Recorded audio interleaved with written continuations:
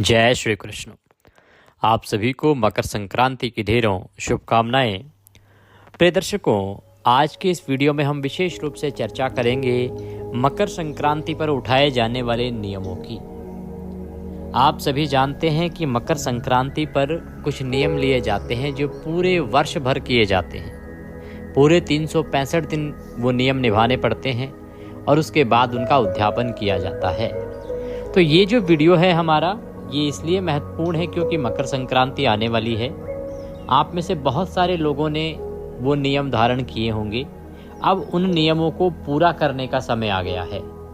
तो वो जो नियम आपने लिए हैं वर्ष भर के, उनको कैसे आपको पूरा करना चाहिए, क्या उनका नियम था और किस प्रकार से उसका उद्यापन करना चाहिए, कम से कम कितना करें, अधिकतम क्या कर सकते हैं, अर्थात कम से कम खर्चे में कैसे कितना करना चाहिए। एक होता है ना, आवश्यक होता है कि भाई इतना तो करना ही होगा, तो वो क्या है, और अधिकतम कैसे कितना कर सकते हैं। तो ये संपूर्ण जानकारी आपको प्रदान की जाएगी। इसमें हम सभी नियम लेने जा रहे हैं। जो जानकारी है उसमें सभी नियमों की जानकारी देंगे, चाहे वो सूरज रोटे का नियम हो, चाहे वो कीड़ियों को दाना डालने का नियम हो, चाहे वो दिया का नियम हो अर्थात प्रतिदिन दीपदान का नियम हो द्वार पर, चाहे वो गाय भायली का नियम हो, चाहे राम जी की पत्तल का नियम हो।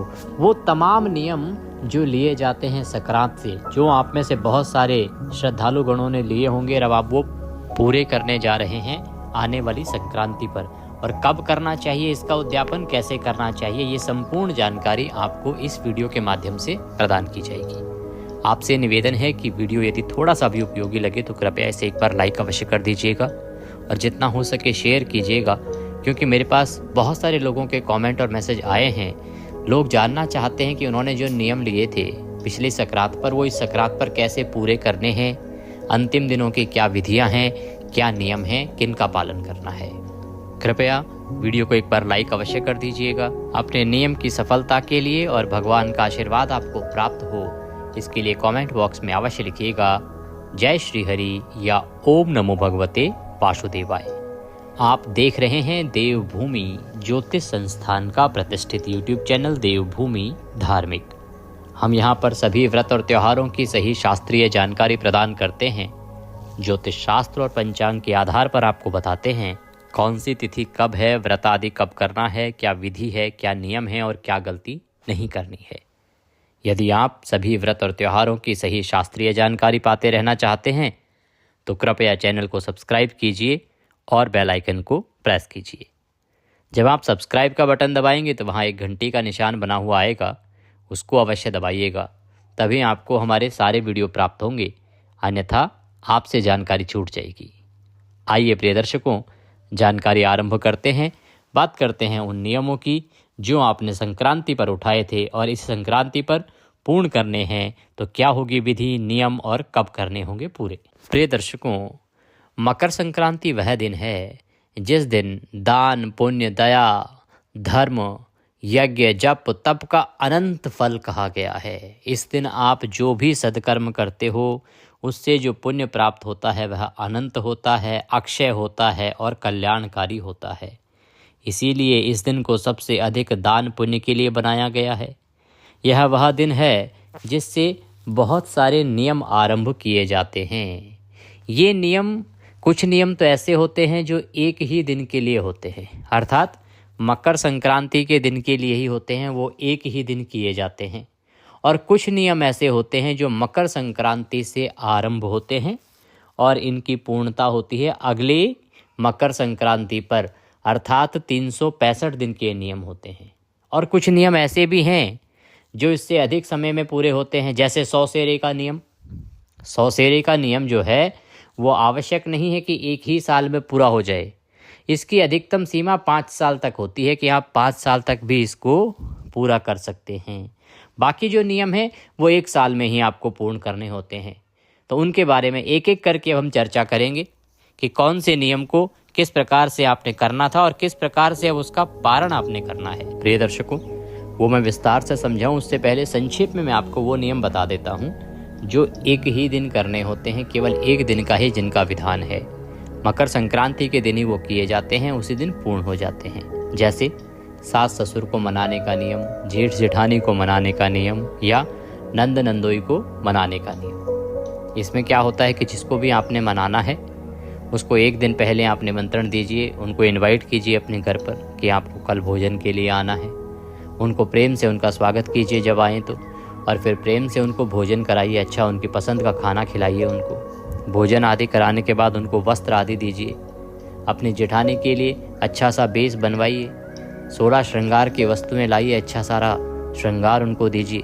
अब इसमें सामर्थ्य अपने आप में महत्वपूर्ण होता है, जिसकी जैसी सामर्थ्य हो उसको उतना देना चाहिए।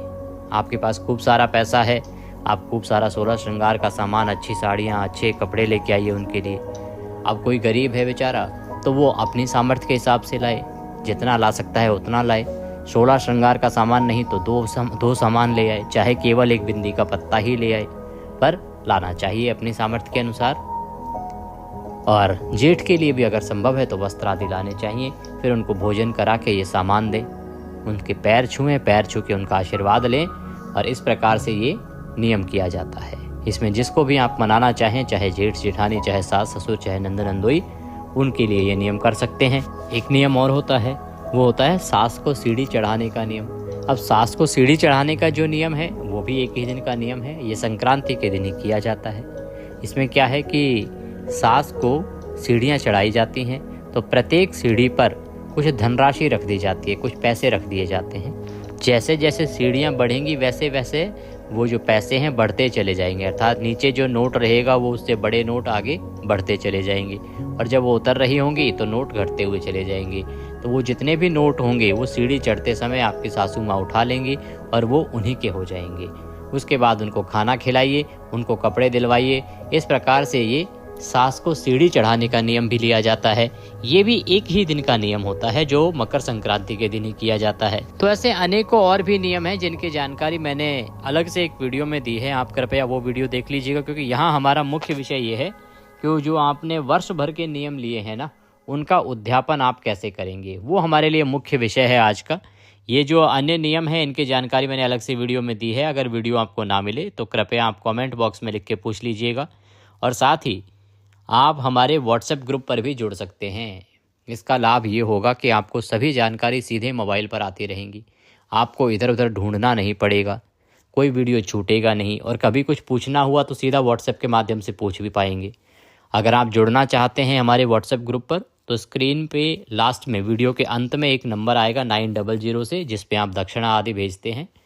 उसी नंबर पर व्हाट्सएप पर मैसेज करके कहिएगा कि आपके नंबर को ग्रुप में ऐड कर दिया जाए, और साथ में अपना नाम लिखिएगा, तो आपका जो नंबर है उसको ऐड कर दिया जाएगा, और फिर आप सभी जानकारी सीधे मोबाइल पर प्राप्त कर सकेंगे। तो आइए प्रिय दर्शकों, अब हम जानकारी आरंभ करते हैं उन नियमों के बारे में जो वर्ष भर के नियम हैं, पूरे साल भर चलते हैं। तो वो नियम जो हैं आपने लिए होंगे, अब उनका उद्यापन करने का समय आ रहा है, तो उनका उद्यापन आप कैसे करेंगे और ये नियम लेने की विधि क्या है वह भी साथ के साथ बताएंगे, ताकि जो लोग इन नियमों को लेना चाहते हैं इस संक्रांत से वो इन नियमों को उठा सकें और विधि अनुसार कर सकें, और जिनको ये नियम पूरे करने हैं, जिनको उद्यापन करना है, वो उद्यापन कैसे करेंगे इसकी जानकारी भी पा सकें। दोनों जानकारियों के साथ अब हम आगे बढ़ते हैं। प्रिय दर्शकों, सबसे पहला नियम है दिया बाती का नियम। ये बड़ा ही सरल नियम है, परंतु बड़ा ही कल्याणकारी और बहुत अधिक पुण्य देने वाला नियम है। इसमें दिया बाती का जो नियम है, इसमें प्रतिदिन आपको दिया जलाना होता है। ये दिया कहाँ जलाएंगे?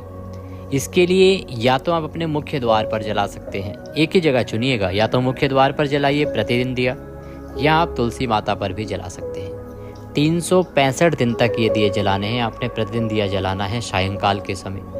और जब 365 दिन पूरे हो जाएंगे, अर्थात ये संक्रांत से शुरू होगा और अगली संक्रांत जब आएगी, जिनका पूरा होने वाला है वो उद्यापन की विधि सुन ले, और जो अभी शुरू कर रहे हैं वो जान चुके हैं कि कैसे शुरू करना है। आप जान लें कि कैसे उसका उद्यापन करना है। जब अगली संक्रांत आए तो आपने उद्यापन से पहले कुछ वस्तुएं तैयार करनी है, जैसे एक चांदी का दिया और एक चांदी की बाती और 5 कपड़े सासू माता के लिए। इसमें आप साड़ी लीजिए, ब्लाउज पीस लीजिए, बाकी और सामग्री और सुहाग की सामग्री ले लीजिए। इस प्रकार से आपने सामग्री सारी लेनी है, और संक्रांत वाले दिन अपने बाकी सब कर्म करने के बाद इनको मिंसना है। मिंसना कैसे जाता है और कैसे किया जाता है संकल्प, देखिए अपने सीधे हाथ में जल लीजिएगा और भगवान नारायण का ध्यान कीजिएगा कि हे प्रभु, आज मेरा यह दिया बाती का नियम पूर्ण हो रहा है जो मैंने पिछले संक्रांत से आरंभ किया था। इसका उद्यापन करने के निमित्त मैं यह चांदी का दिया बाती और ये वस्त्र अपनी सासू माता को अर्पित करती हूँ, आपके निमित्त अर्पित करती हूँ, आप इन्हें स्वीकार करें। और हाथ में जो जल है तो उसको चारों तरफ घुमा के उन कपड़ों के और दिया बाती के और छोड़ दीजिएगा। हाथ जोड़ के नमस्कार कीजिएगा। उसके बाद आप सासू माता को पैर छू के ये सभी सामान दे दीजिएगा, उनसे आशीर्वाद लीजिएगा। इस प्रकार से इस दिया बाती के नियम को पूरा किया जाता है, उद्यापन किया जाता है। तो इस प्रकार से ये संक्रांत पे पूर्ण हो जाएगा। प्रश्न उठता है, पंडित जी अगर हमारे पास सासू माता ना हो तो क्या करें? तो अगर आपके यहाँ सासू माता नहीं है तो आप अपनी जेठानी को दे सकते हैं, नंद हैं तो नंद को दे सकते हैं, नहीं तो किसी मंदिर में पंडितानी होंगी, उन पंडितानी को भी दे के आ सकते हैं। पंडितायन या पंडितानी जो भी कहें आप, उनको भी मंदिर में दे के आ सकते हैं। एक नियम जो बड़ा ही कल्याणकारी नियम है प्रिय दर्शकों, ये आपके ग्रह शांति में भी बड़ा उपयोगी होता है। इसको बहुत सारे उपाय के रूप में भी बताया जाता है जब किसी के कुंडली में ग्रह सही नहीं होते हैं। ये नियम है चिड़ी चुगे का नियम। चिड़िया को चुगा डालने का अर्थात पक्षियों को दाना डालने का नियम है। ये 365 दिन का नियम होता है और इसकी शुरुआत होती है संक्रांत से। जब आप नियम लेने जाएंगे तो संक्रांत वाले दिन अपने हाथ में जल लीजिएगा। हाथ में जल लेके भगवान नारायण का ध्यान कीजिएगा और भगवान से प्रार्थना कीजिएगा, संकल्प कीजिएगा कि हे भगवान विष्णु, आज मकर संक्रांति के दिन मैं चिड़ियों को 365 दिन चुगा डालने का नियम लेता हूँ या लेती हूँ। इसको मैं सफलतापूर्वक कर पाऊँ, इतनी मुझे शक्ति दीजिए। और वह संकल्प भगवान के चरणों में अर्पित कर दीजिएगा। इसके बाद आप 365 दिन अर्थात प्रतिदिन एक नियम बना लीजिए कि चिड़ियों को चुगा डालने के बाद ही आप कुछ खाएंगे। आपने नाश्ता भी नहीं करना उससे पहले। नियम तो कहता है चाय भी नहीं पीनी चाहिए, पर अगर कुछ लोग ना रह पाएँ, कुछ लोगों की आदत होती है ना बेड टी की, वो उनकी आंखें ही नहीं खुलती बिना चाय के, तो ऐसी अवस्था में नाश्ता आप तभी करेंगे जब आप ये नियम पूरा करेंगे, चिड़ियों को चुगा डाल के आ जाएंगे। इस प्रकार का नियम आपको लेना चाहिए। ये आप ले सकते हैं, बड़ा ही कल्याणकारी नियम है, आपके ग्रह दोष को भी सुधारता है। अब बात आती है कि इसका उद्यापन कैसे होगा जी, पूरा कैसे करेंगे? तो जब इसका पूर्ण करने का समय आएगा, या जिन्होंने पिछले साल शुरू किया था इस साल अब ये पूरा होने जा रहा है जिनका, इसके लिए ज़रूरी होता है एक चांदी की चिड़िया बनवाइएगा। एक चांदी की चिड़िया लीजिएगा। इसके अतिरिक्त साड़ी, ब्लाउज और श्रृंगार का सामान लीजिएगा। जो महिलाओं के वस्त्र होते हैं, आप 5 वस्त्र ले सकते हैं, पूरा बेस ले सकते हैं, या जितनी आपकी सामर्थ्य है उतना ले सकते हैं। और उसके बाद इस पे हाथ फेर के अर्थात मिंसने का मैंने आपको बताया कि सामान को सामने रखिए। संक्रांत के दिन की बात कर रहा हूँ मैं आपको। स्नान आदि करके सब कार्य पूजा पाठ करने के बाद जब इसको मिंसने की बारी आएगी तो सामान सामने रखिए, हाथ में जल लीजिए और भगवान नारायण का ध्यान कीजिए कि हे प्रभु, मैंने चिड़ी चुगे का जो नियम लिया था, आज संक्रांति का दिन है, आज वह मैं पूर्ण कर रहा हूँ। उसके उपलक्ष्य में उद्यापन के निमित्त ये वस्तुएं मैं अर्पण कर रहा हूँ, इन्हें स्वीकार करें। और उसके बाद वो जल उन वस्तुओं के चारों तरफ हाथ घुमा के छोड़ दीजिए। हाथ जोड़ के नमस्कार कीजिए, माथे से लगाइए और फिर आप ये वस्तुएं अपने से बड़ी जो भी महिला हो, चाहे आपकी जेठानी है, नंद हैं, सास हैं, या आप किसी मंदिर में जाके वहाँ किसी पंडिताइन को दे सकते हैं, पंडितानी जी को दे सकते हैं। इस प्रकार से ये देना होता है। और संभव हो तो आप एक ब्राह्मण जोड़े को भोजन भी करा सकते हैं। इस प्रकार से आप चिड़ी चुगे के नियम का उद्यापन करते हैं। एक और नियम है जो बड़ा महत्वपूर्ण है, जो बहुत सारी हमारी माताएं बहनें धारण करती हैं, लेती हैं। इस नियम को भी संक्रांत के दिन से ये उठाया जाता है। 365 दिन का नियम होता है। इसको कुछ प्रांतों में गाय भायेली का नियम बोलते हैं। गाय तो गाय माता आप समझते हैं, भायेली मतलब सहेली। इसमें गाय को सहेली बनाने का नियम है, या गाय भोजन का नियम भी कुछ प्रांतों में इसको कहा जाता है, और गाय रोटी का नियम भी कहते हैं। इसमें किया क्या जाता है कि गाय माता को प्रतिदिन आहार दिया जाता है, आहार रूप में रोटी दी जाती है। ये नियम 365 दिन का होता है। तो प्रथम दिन पर जिस दिन नियम आपने धारण करना है, मकर संक्रांति के दिन, उस दिन हाथ में जल लीजिए और इसी प्रकार से नारायण से निवेदन कीजिए कि हे भगवान विष्णु, आज मकर संक्रांति के दिन मैं गाय भायली का नियम या गाय को रोटी देने का नियम धारण करती हूँ। मैं 365 दिन गाय माता को खाना खिलाऊंगी, रोटी खिलाऊंगी, मैं इसको सफलतापूर्वक कर पाऊँ इतनी मुझे शक्ति दीजिए और इसे स्वीकार कीजिए और वह जल भगवान के चरणों में अर्पित कर दीजिएगा। इस प्रकार से संकल्प आपने करना है और फिर आप प्रतिदिन गाय माता को रोटी खिलाइएगा, उसके बाद ही स्वयं खाइएगा। ये नियम होता है। इस नियम को पूर्ण कैसे करना है जी? इस नियम को पूर्ण करने के लिए संक्रांति के दिन जब आपका 1 वर्ष पूरा हो जाए तो इसका उद्यापन किया जाता है। उद्यापन के लिए इसमें आपको खूब सारा चारा लेना होता है। आप 5 किलो लें, 10 किलो लें, चारा लीजिएगा और श्रृंगार की वस्तुओं के साथ साड़ी आदि लीजिएगा। वो सारा सामान एक स्थान पर रखिएगा। मिंसने के लिए हाथ में जल लीजिएगा। भगवान नारायण से निवेदन कीजिए कि हे प्रभु, आज मेरा ये गाय भायली का या गाय को रोटी खिलाने का जो नियम है ये पूर्ण हो रहा है। इसके निमित्त मैं ये वस्तुएं आपको अर्पित करता हूँ या करती हूँ, आप इन्हें स्वीकार करें और आशीर्वाद प्रदान करें। उसके बाद वो जल उनके चारों तरफ घुमा के छोड़ दीजिए, हाथ जोड़ के नमस्कार कीजिए। फिर वो सामग्री जो चारा है वो गाय के लिए दे दीजिए, जहाँ भी गाय को आप खाना खिलाते थे उनको, या गौशाला में दे दीजिए। और जो साड़ी और श्रृंगार का सामान है वो गाय की देखभाल करने वाली जो भी महिला हैं उनके निमित्त आप अर्पित कर दीजिए। इस प्रकार से इसका गाय भायली का या गाय को जो रोटी खिलाने का नियम है इसका उद्यापन किया जाता है। कई बार हो सकता है कि गाय जहाँ रहती है वहाँ पे कोई महिला हो ही ना, तो आप ये जो सामग्री है ये आप पंडतानी को भी दे सकते हैं मंदिर में, और चारा जो है गाय के निमित्त अर्पित कर दीजिएगा। इस प्रकार से आप इस नियम का उद्यापन करेंगे। एक चौक चुंदड़ी का नियम भी होता है जो 365 दिन का ही नियम होता है। ये संक्रांत से ही आरंभ होता है। इसमें जैसे मैंने अभी आपको बताया ना, उसी प्रकार से संकल्प करेंगे भगवान नारायण के सामने हाथ में जल लेके कि प्रभु, आज संक्रांति के दिन से मैं चौक चुंदड़ी का नियम धारण करने का संकल्प लेती हूँ। आप इसे स्वीकार करें, मैं इसको पूर्ण कर पाऊँ इतनी मुझे शक्ति प्रदान करें। इस नियम में क्या है कि प्रतिदिन भगवान के नाम का चौक पूरा जाता है। आपके मुख्य द्वार के यहाँ पे एक चौक पूरा जाता है। हल्दी से पूरे चाहे आटे से पूरे चौक बनाते हैं ना। आज की जनरेशन के हिसाब से अगर हम कहें तो उसको रंगोली जो बनाते हैं उसको चौक पूरना कहते हैं, जो आटे या हल्दी से चौक पूरा जाता है।